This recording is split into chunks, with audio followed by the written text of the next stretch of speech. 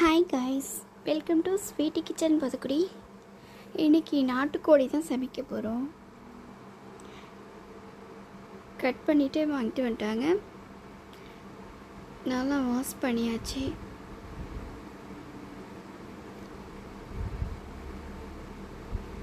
நல்லா 4 and 5 times நல்லா wash பண்ணிட்டீங்கன்னா அந்த ஸ்மெல் இருக்காது. மஞ்சள் போட்டும் கூட வாஷ் பண்ணலாம்.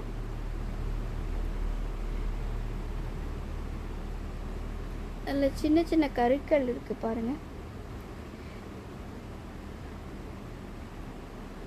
இதை பார்க்கவே பாவமாக இருந்துச்சு.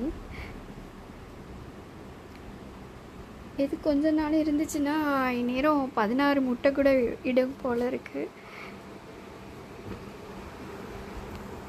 ரொம்ப நாளாச்சு நாட்டுக்கோழி வாங்கி, சரி நல்ல விதமாக சமைச்சு சாப்பிட்லாம் அப்படின்னு சொல்லிட்டு வாங்கியாச்சு.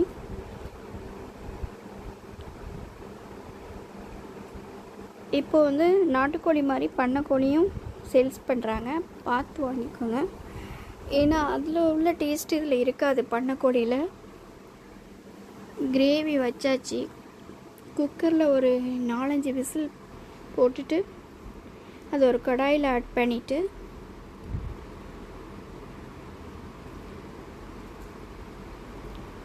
அது கொஞ்சம் திக்காகிற வரைக்கும் நம்ம வெயிட் பண்ணுறோம், அவ்வளோதான். கிரேவி வச்சு சாப்பிடணுன்னு ரொம்ப ஆசையாக இருந்துச்சு.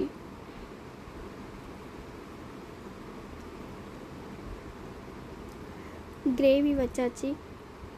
இந்த கிரேவியை ஃபீவர் உள்ளவங்க கூட, வாய் டேஸ்ட்டு மாறினவங்க கூட சாப்பிட்டா கொஞ்சம் சாப்பிடுவாங்க. ட்ரை பண்ணி பாருங்கள். இதோட இன்க்ரீடியன்ட்ஸ் நான் டெஸ்கிரிப்ஷன் பாக்ஸில் கொடுக்குறேன். ரொம்பவே ஈஸியான மெத்தட், ரொம்ப டேஸ்டியாக இருக்கும்.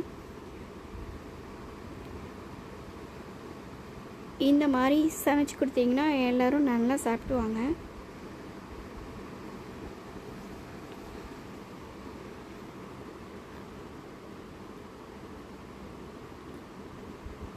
கலர்ஃபுல்லாகவும் இருக்கும், டேஸ்டியாகவும் இருக்கும், வாசனையாகவும் இருக்கும். ட்ரை பண்ணுங்கள். தேங்க்ஸ் ஃபார் வாட்சிங்.